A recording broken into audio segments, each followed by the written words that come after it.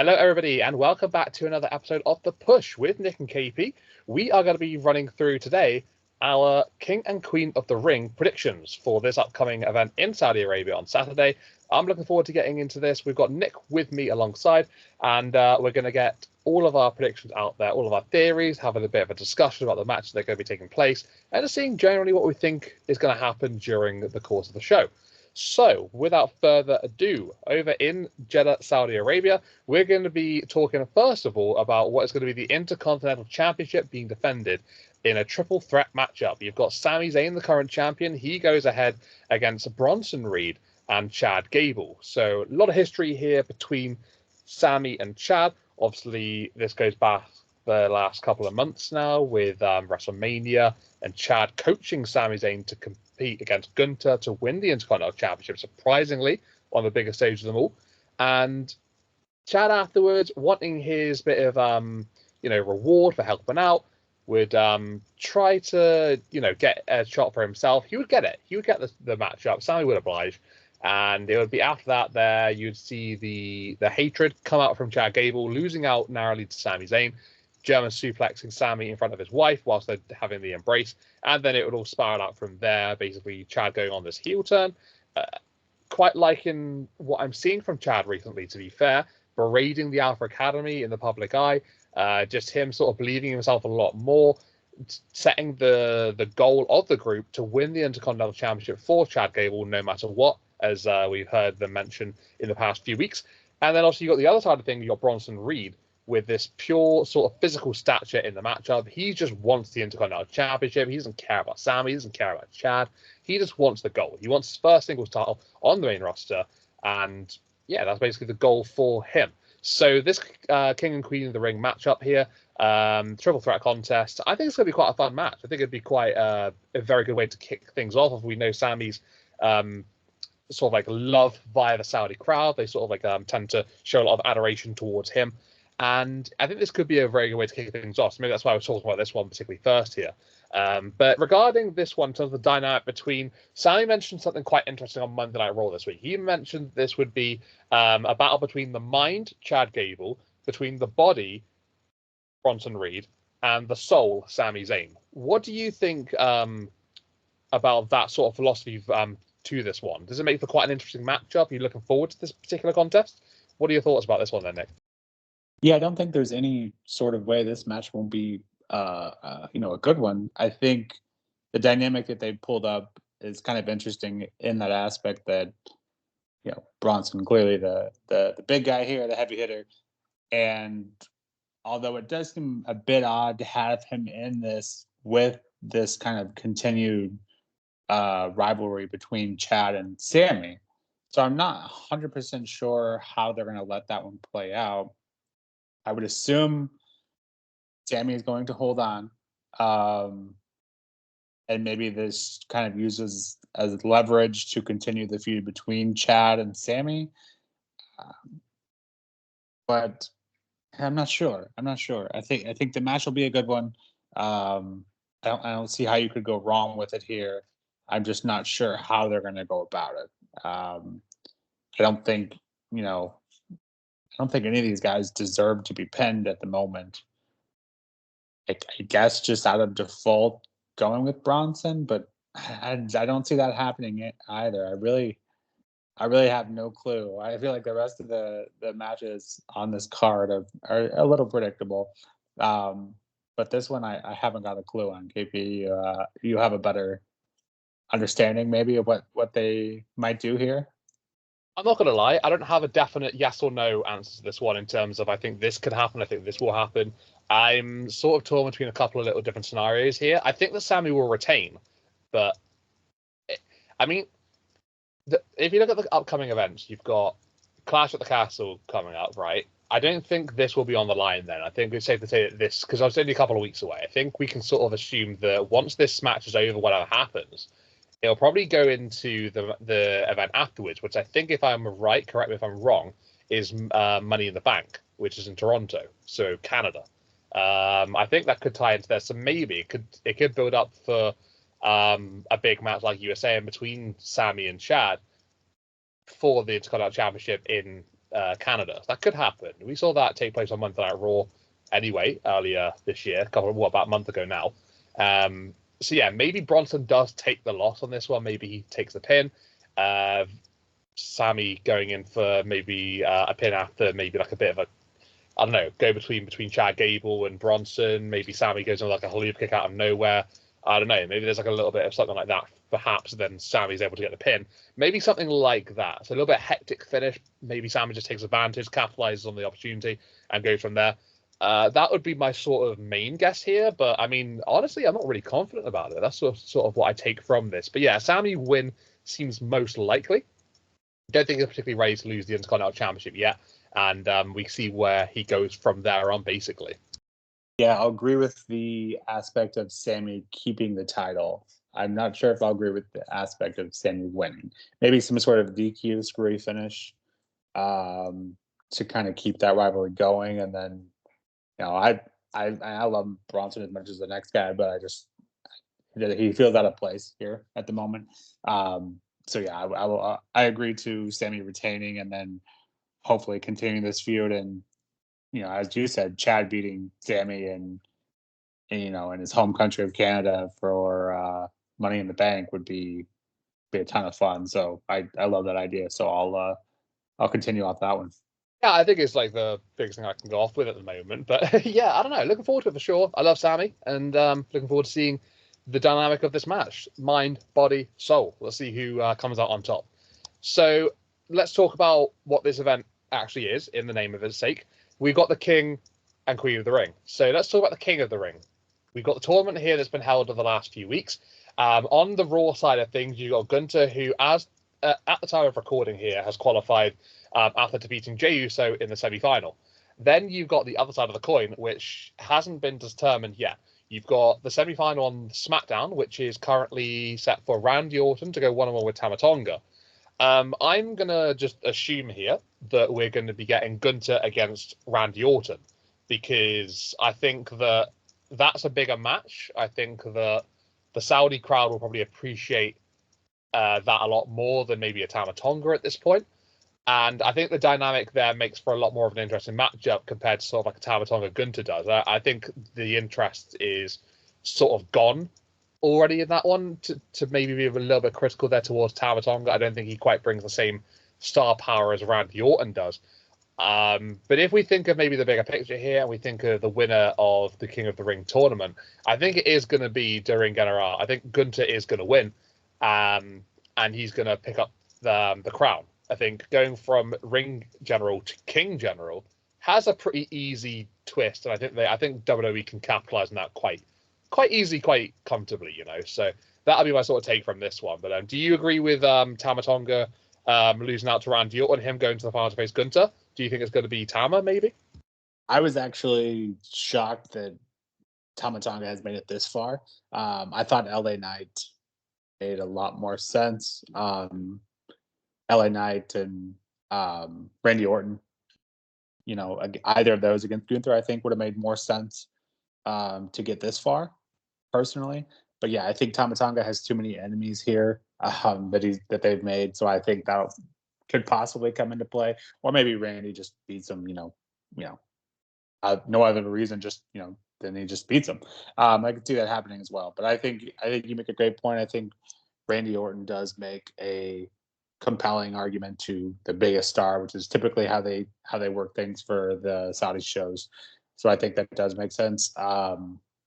Yeah, would have rather had LA Knight, up against Gunther for this, but here we are. So I think Randy Orton does make more sense, and you make another great point. I think the King Gunther is a very easy transition and not too far fetched. So that's kind of where I'm headed as well. Similar thoughts then, basically on that one. Yeah, I think when you say about Tama Tonga, he's had quite a surprising introduction here in WWE, right? I mean, being catapulted straight away into the semi-finals of the King of the Ring. I think that's pretty good going based on the names that he's defeated so far as well. Obviously with LA Knight, who's so hot, so loved by the WWE universe, rightly so. But yeah, I think it's just natural for Gunther, isn't it? Like, he's on top of the moment. He's so good. Everyone knows how talented he is. and just him taking that next step, having lost the Intercontinental Championship. A lot of people saying, like, oh, what's next for him? Where's the direction? Where's he going to go from here on? And this looks like the most sensible, logical thing for him to do next, to win King of the Ring and just to, parade around with the crown. He's got his jester and Ludwig Kaiser as well. So, natural transition, quite easy, in terms of my opinion. But yeah, looking forward to seeing how this one plays out. Gunther as a king will be quite a lot of fun, I would think. I think he'd really fit the role very, very well. So yeah, I'm excited to see what happens. Looking forward to this matchup, where it's going to be Tabatonga or Randy Orton, probably Randy. But big match. Not to discredit Randy Orton's ability, but I think Gunther's just on another level at the moment. I think that's fair to say. So how about then we move along now then to our next match, which we're going to be talking about Becky Lynch defending her Women's World Championship up against Liv Morgan. And this one, obviously, it dates back to that Battle Royal. Rhea Ripley would relinquish the championship. She wouldn't be able to continue. So it would be up for grabs in the Battle Royal. Liv Morgan, Becky Lynch, two of the favourites in that contest. It'll be Becky Lynch to win it. And since then, Liv has been at Becky Lynch, basically just been on her case. She's the next in line. She's going to win that championship. And she's going to get the job done. The revenge tour of Liv Morgan is in full swing. And so far, it hasn't really gone to plan for Liv Morgan in terms of winning the title. But now she gets a one-on-one match with Becky at King and Queen of the Ring in order for her to just, right the wrongs of the past and just basically put all those bad times behind her. So with this one coming up here, I think it's an awkward one, because in my head, I know that I want Liv to be the Women's World Champion for when Rhea Ripley comes back. I don't know how long Rhea's going to be out for. So whether that could be still a number of months, whether it could be just a couple of months, I don't know. But I think when Rhea does come back, it would be fitting to have Liv as the champion at the time. I think it just makes sense as a storyline for them to go back at it, just to resume what they were going to be starting clearly before Rhea got injured. And Becky at the moment, she's obviously been given the title to sort of like steer the ship, to carry the flagship and to go from there whilst Ripley's gone. And I think that natural transition from Becky to Liv will happen, but I don't think it's going to be yet. I don't know. I just don't quite think that this is the time. I think it might come maybe a follow-up event. I don't know if it's going to be maybe Clash of the Castle or Money in the Bank. It could be one of those sort of events, though, coming up soon. But I do think deep down in my head that I'm thinking that it is going to be Becky to retain the title on this occasion. But I could very well see them having a rematch after this at some point, very, very soon. Just not entirely sure when that would be. What do you think about the dynamic for this one? Do you think it's time for Liv to pick up the title? Do you think it's too soon? What are your thoughts regarding that? Yeah, I feel like Liv should have been the one to pick this up in the first place, but I know we've probably discussed that in the past. But I just don't understand. Yeah, Becky has to have the title very long, and Liv clearly, took out Rhea, so that's clearly coming. The weird part of the whole thing is they haven't told us, at least that I can recall, how long the injury is to Rhea. So I feel like they're kind of using that to their advantage, kind of the unknown. So would it be unreasonable for her to make an appearance here, if not physically cleared, just to come in enough, how WWE does the pyro and the intro and all that, and that distracts them enough to cause them to lose the match. Because then, if you were able to do something like that, you could extend this, because this build up, I feel like, hasn't been super exciting personally. So if just Rhea was to just show up, cause Liv the match, and then we could do like a triple threat, whether that be SummerSlam, Money in the Bank, Clash of the Castle, however far they're going with this. But it just feels like it's way too soon and haven't had near enough build. And if they were going to put the title on Becky, it feels like it should have had more meaning than this quick reign. So for that reason, I do agree with you that I think Becky's going to retain, but I feel like you have to find a way to extend this, because I think Liv is the rightful owner of that title sooner or later, and then transition that over to Rhea. But for that same reason, I don't want Liv to take it here and then Rhea come back and just storm back and take it right back from her either. So, yeah, I think this feud's far from over, and just a matter of time when Rhea gets back involved. So I think that's kind of what we're doing here, is kind of delaying the obvious, I guess. Yeah, it's a very weird thing they've got going on at the moment here, and I think something that I'm going to take from what you were mentioning a moment ago is like, is this a transitional champion within a transitional champion? So you've got Rhea Ripley, who's obviously gone out injured, and you've got Liv, as you said, the rightful owner of the championship, which means that Becky, does that make her a transitional champion? Now, if Rhea comes back to take the title back when she comes back, does that make Liv Morgan a transitional champion herself? So that is that you're talking a transitional champion into a transitional champion to Rhea Ripley. It's quite the interesting dynamic. This is quite strange to think about in terms of like the longevity of the title reigns. They might not be big ones. So Becky in the past has had very large ones, right? With the Raw Women's Championship, she's been the champion for a long period of time each time she's held it. So you think like for her that would be quite a strange situation to see her have that for a short period of time. She had it with the NXT Championship. That was a bit of a short period, but obviously that was always going to be, being a main roster talent on the developmental brand. That's obviously, case in point. But yeah, with Liv being the rightful holder, as you said, I agree. I do 100% agree to that. So it makes it a very interesting dynamic. This is something that I don't remember seeing in quite some time now, with obviously that looming threat of Rhea. She might not be in the picture at the moment, but she's constantly on everyone's thoughts. You expect her to come back and go for the title straight away and possibly even win it back. So yeah, it is very, very odd to think about when it comes to all of that. And having talked about this, another thought comes into mind. Maybe just because of kind of, I wouldn't say unsuccessful, but definitely wasn't an overwhelming reign that Liv had last time she held the title.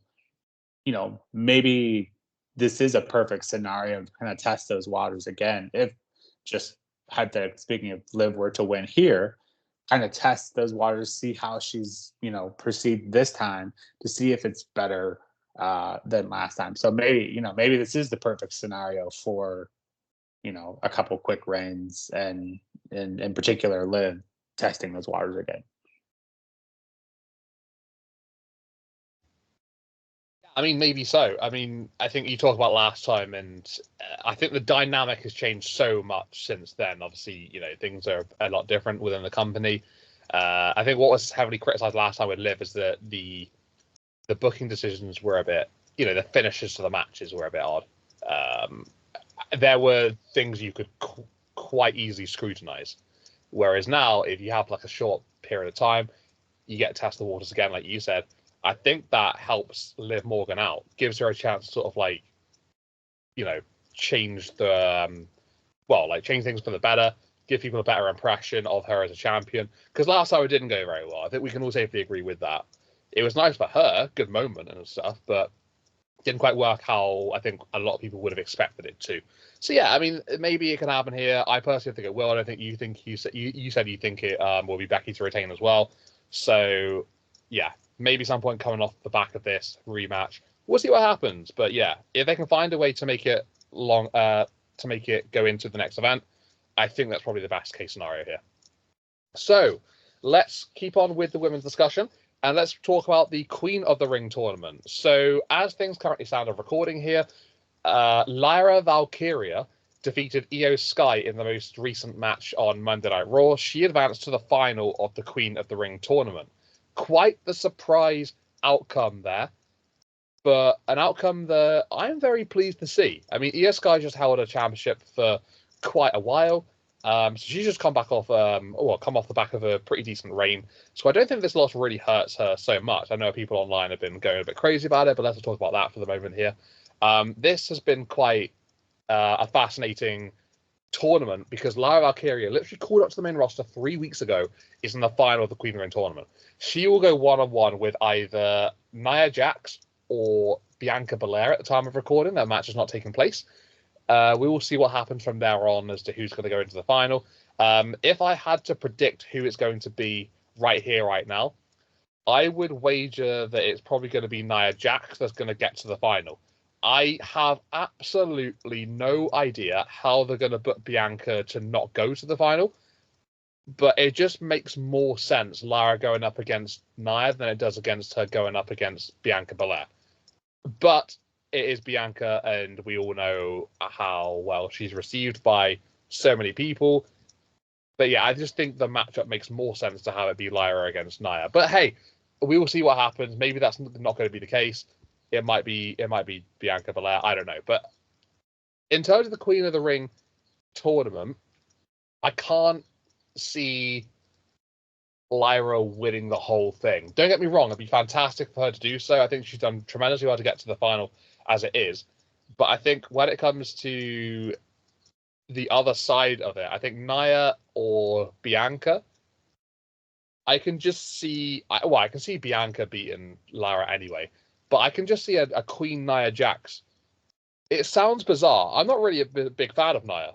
I think we've discussed this before, but like I can see her as a queen having that as a gimmick. I can just see it really fitting well for her, and I can see her really like rolling with that. So I don't know. That just seems to fit quite well for me. But yeah, I don't know. Every scenario I play out in my head, can't really see Lyra as the Queen of the Ring here. But I mean, she's been rocketed to absolute stardom so far in her main roster career. Getting to the final is no easy feat. Beating the names that she's beat as well, it's amazing for Valkyria. So I mean, kudos to her. But yeah, then going on the SmackDown side of things. What about you? What are you thinking about the remaining match in the tournament? Obviously, leading up to the final, Bianca against Nia Jax. What are your thoughts about that one? Who do you think is going to come out on top and challenge Lyra Valkyria? This is a tough one as well. First of all, Lyra getting as far as she has, I think, was a surprise to me as well. But I'd love to see it. I don't have any issues with her beating Io. It's just a match. It wasn't a pay-per-view match or anything. And so now you can build another credible star with Lyra already on the main roster. So I don't have any issues with that. On the other side of the bracket, I was quite surprised to see Jade lose. I honestly, that was a lot more surprising to me than Lyra beating Io. I don't know who came up with that idea. I'm not sure it was a good one. But here we are. It's hard to pick against Bianca because how many times have we been burned on that bridge before? But Queen Nia does have a good ring to it. The whole gimmick of King and Queen of the Ring is kind of, an arrogant personality type, and Nia clearly fits that bill. The only way I can make sense of because I don't see Nia beating Bianca clean. I just don't. So the only way I can make sense of that is Jade coming out to try to get revenge on Nia, and somehow that goes screwy, and Nia wins that way. I don't know. That's a tough one. They kind of booked themselves into a corner on that one, I think. But regardless, I think the winner of the Nia Bianca match will go on to beat Lyra, and I don't think that's a by any means a bad look for her, making it further than most people thought, anyways. So I think it does, as you said. I think it makes most sense to have Nia win that. And again, I'm not a huge fan of her either. Putting it lightly, but I think it makes most sense from a booking perspective to put that on her and let her run with that. I think she'll do great with that. I do believe that she would be a good fit for it, and it's one of those things that it almost looks like it's made for her to be just this like cocky, arrogant Queen of the Ring. And obviously, we've only seen Zelina Vega do it so far, so there isn't really much to compare it to in terms of like the queens of the past. You've only really got one person, and that was sort of like dropped quite quickly. We didn't really see a lot of Queen Zelina. It was a very quick thing, and it was like gone before you knew it. Really, blink and you missed it type situation. So I think this could be like the first, if they want to like really raise the prestige of the King and Queen of the Ring. And I feel like they have done in the build up to these. They've done quite well presenting it in terms of like having the crowns out on the ramps, in the weeks before the tournament final, I think, take place. And that's quite nice. The presentation's been remarkable. They've like really built it up, video packages, vignettes, whatever. I think if they are going to have like a decent length reign where they actually acknowledge, let's say it's Nia, let's say it's going to be Queen Nia for, I don't know, let's say like a good like year or so until we have the next one. I think that would work really well because we haven't had a lengthy royal member in some time now. They tend to just go, oh, let's have a King Queen of the Ring tournament. Oh, hey, you're the king of the ring, you're the queen of the ring, and the next thing you know, they're back to their previous persona before the tournament even happened. So it's like, yeah, I think Nia would be the kind of person that would hold on to it as long as possible, and she'd really sort of like roll down with it. I think like the most recent one that's had it for a while was like King Corbin, wasn't it? He was it for quite some time, but yeah, I think she'd do well with that. I think it's like tailor made for her to be. Out of everybody who's left, it is. But yeah, that Jade booking decision, very odd. I agree with you on that one. I think that I thought it was going to be the other way around. I thought maybe Tiff could have beat Bianca, and then Jade could have surpassed Nia, and then we could have gone from there. But yeah, it's just a very weird booking decision. But yeah. So Queen of the Ring tournament discussed, King of the Ring tournament discussed. Royalties aside, let's get down then to what will be the main event of the show. We've known that in the build up to this show already.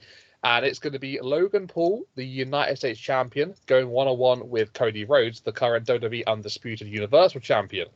And it was a very odd booking.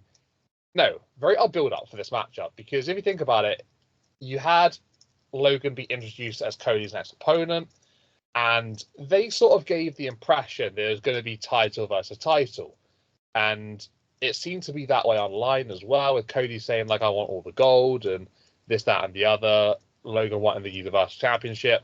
It definitely seems like it'd be title for title, and I was at home just shaking my head going, you can't be serious, really? We're going to go down this route again, we're going to have a double champion when we've just literally got the brand split all nicely set up. Everyone's got their own titles and no one's got two. And I was thinking, oh God, it's going to go down to this again. But then we had that little twist with the contract signing with the lawyer of Logan Paul, basically saying how they didn't agree to the one-on-one matchup for both titles. It would just be for the Universal. And yeah, Nick Aldis didn't like it. He would walk out of the contract signing as per Cody's instructions. He would deal with it. And it is just for the Universal Championship. So thank goodness it's just for that. It's not for a double title. We're not going to have, two belts Cody, because let's face it, Logan wasn't going to beat Cody, was it? But yeah, spoiler alert for who I think is going to win. Yeah, Cody's going to win, right? Naturally, I think that's not really a big surprise. I think I'm pretty damn sure you'll agree with me here, Nick, and you'll say that Cody will win as well. But Logan tends to turn up in the Saudi shows, right? He's gone out there and he's had matches in the past in the Saudi shows where he's just absolutely brought it.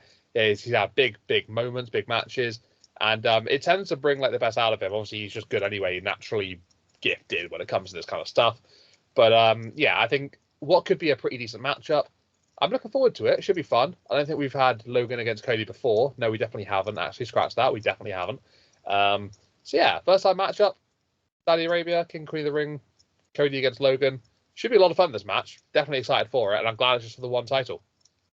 The same line that we ran down with Randy Orton being booked for the show. I think kind of the same reason they went with Logan Paul here. And when you think of it, like just the announcement through Nick was kind of strange. He had just successfully defended his title, and then here's your next opponent. Because the pay-per-view was a few weeks later. That's the issue with these Saudi shows, right? You never feel like they get a full build. And then Cody kind of implying, I went back and watched the segment myself because I was unsure if they were putting both the titles on the line outside of Cody implying that he hadn't won it yet. It didn't feel like they ever did, but it's possible I missed it somewhere else. But I think maybe WWE was taking a gamble there, maybe a test run, so to speak, to see if that implied statement from Cody and kind of see what the reactions were. I think in today's day and age, I think we've just reached a point where that is an indicator of what we do. You saw it with The Rock and Cody. To this day, I'm convinced that wasn't the story they were wanting to do. Um, so I think that's very possible. That's what they were going to do. And no one's a bigger Cody fan than you, but I couldn't find a good reason to let Cody take Logan's title other than, you know, maybe he takes it from him and then immediately puts it up. Let's someone else compete for it. It's not like an open challenge, or not an open challenge, but like a tournament to declare a new U.S. champion, and then that would help get rid of Logan for a while, maybe. Because he has been around for a while. He doesn't show up a ton, but he's been around more than some champions. And I think you know who I'm referring to. But anyways, because it's just the one title, obviously I agree Cody's going to win. Yeah, it should be a good match. And yeah, I think Logan's clearly here just because of where they are, and that's it. They couldn't come up with someone else quick enough, or maybe they didn't feel they needed to with such a quick build. And then after this, we can get a proper build with Clash of the Castle, which is also not that far away. So we'll see. The strange part of all of this, the fact that, because you made a good point, mentioned about the Saudi shows, they don't tend to get a lot of build. They tend to get like squeezed in just before like another show. So in this case, here right now, we've got 2 weeks until Clash at the Castle. Again, this show's just sort of been plonked literally just before that happened. That's going to happen. So you come off the back of this, you've got like 2 weeks to build the next title challenger for Cody. That's not a lot of time. That's very, very quick. So is it going to be maybe like something screwy? Could they have like a rematch for some reason? I don't know why that would happen, but like, unless that's not going to happen, maybe we don't see Cody defend his title at Clash of the Castle. Maybe that's the case. Maybe they have a bit of a longer booking for the show afterwards. Money in the Bank. Maybe that's what it could be. But yeah, that's the problem with the Saudi shows, though. Like I say to you, the build, you have to squeeze it in just before the show to come afterwards.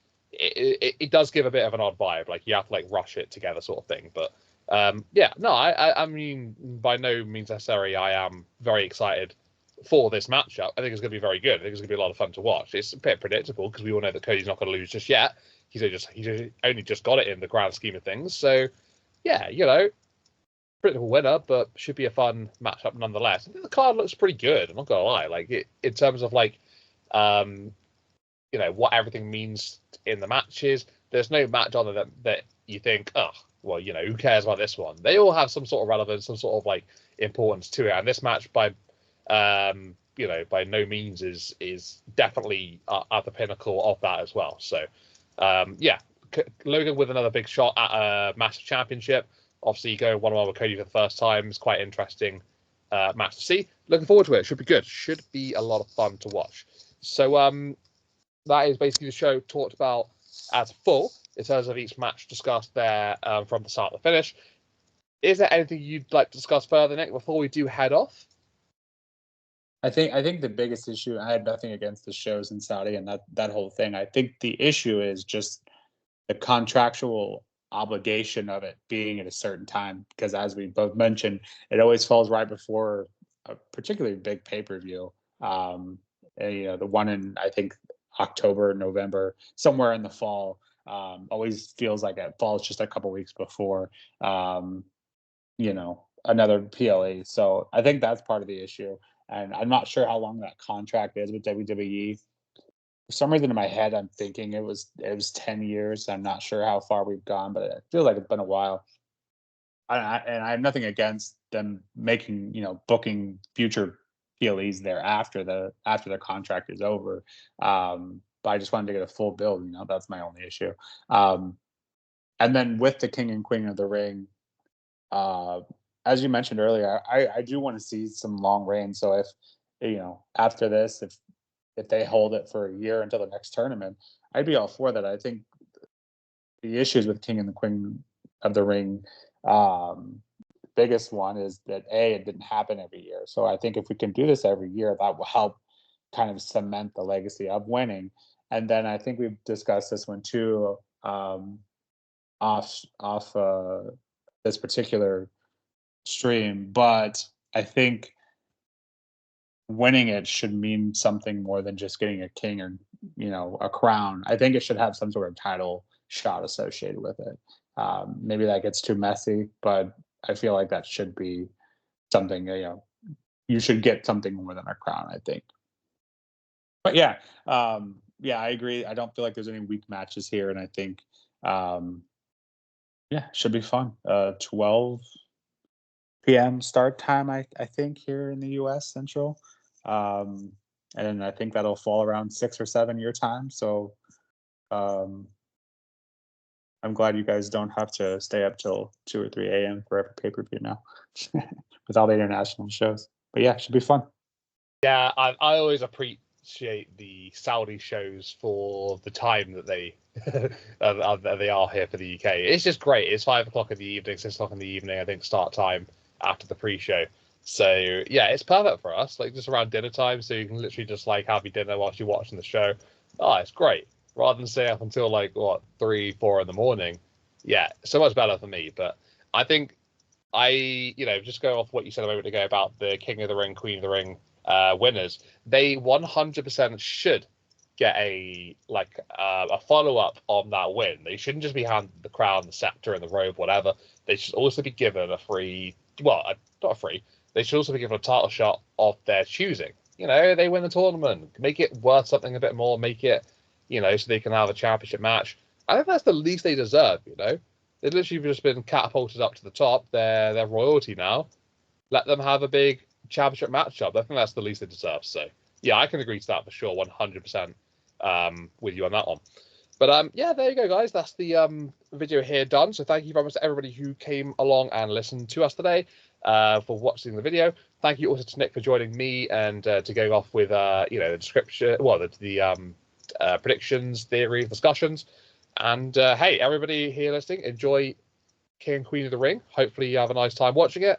I'm sure it's going to be a wonderful time. But yeah, I will see you guys next time.